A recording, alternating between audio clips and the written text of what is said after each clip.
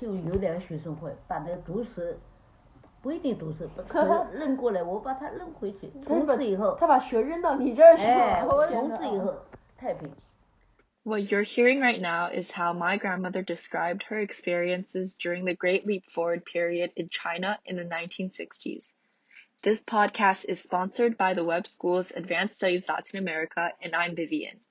What you're about to hear is the story of how my amazing grandmother, who was raised by a single mother, ultimately became one of the only physics professors at her school.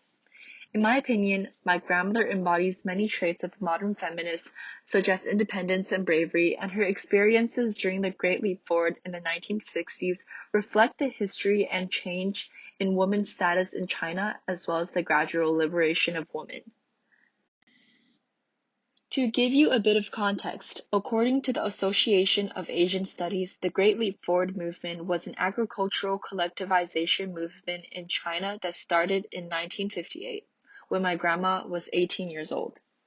The Chinese government launched a massive campaign to speed up economic development, especially in large-scale rural communes. Many young teachers, including my grandma, each led a group of students and were sent from their traditional hometowns from the cities to rural areas in order to teach labor-intensive methods to the youth. According to the Journal of International Women's Studies written by Yu Hui Li, during this period of time, women in China were persuaded to join the labor force, particularly in fields vacated by men who had been transferred to male-oriented industrial occupations. Moreover, due to the thorough agricultural collectivization, domestic duties that used to be performed within the family units also required collectivization and the subsequent establishment of service centered for these duties. Newly established institutions such as cafeterias, kindergartens, and nurseries mushroomed and were mostly staffed by women. So now, let's learn about the Great Leap Forward in China in the 1960s through my grandmother's story. 文化大革命，那我是7岁不是8岁上学，我很迟的，但是我一上学就是2年级。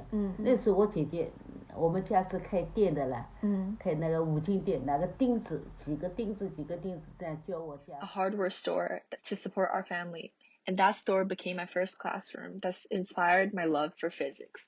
She used basic tools from the store, such as screws and hammers, to teach me basic math when I didn't have the opportunity to go to preschool. Therefore, when I took the entrance test to elementary school in 1950, I skipped the first grade and entered as a second grader. And when I graduated middle school, I graduated a year earlier than my peers, entirely because of my hard work in and outside of the classroom. After finishing school, I was assigned to become a physics professor at a local high school, and I was one of the only female professors in the department of 50 people. 男生女生没什么区别，就是看你是热爱自己的这专业，男女应该说智力没有差别。I never thought that boys and girls had any difference in our intellectual capabilities. It entirely depends on each individual and how hard you work to achieve your goals.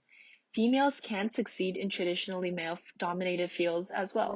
都是带学生学工学农呀。那学工学农你们就是那样是什么样的呀？大概学工学农就是学生分配在几个工厂，做缝纫机工人呀，做什么？我们老师任务就是巡视一下，看看各方面关心一下，看看。那么学农嘛，跟他们一起在农村。When I was teaching the class of 72, I remember being assigned to move from the city to rural areas for agricultural education during the period of the Great Leap Forward. During that period of time, traditional education was entirely halted, and everybody was required to learn about farming and labor methods in the rural areas. I was separated from my grandfather, whom I met in the same physics department in my school.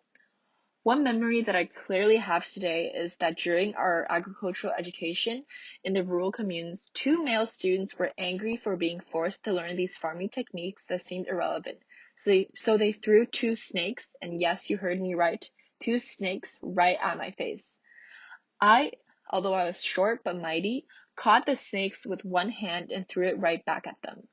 They were so intimidated and did not expect a female professor, especially one that is so short, can have such courage, and they all gradually became to respect me.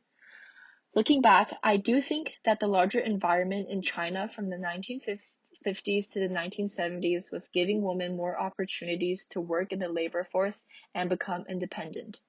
Personally, I didn't feel like I was being particularly discriminated against in the professional field for being a woman. And that completes our podcast today about the Great Leap Forward in China in the 1960s and women's status. Thank you for listening.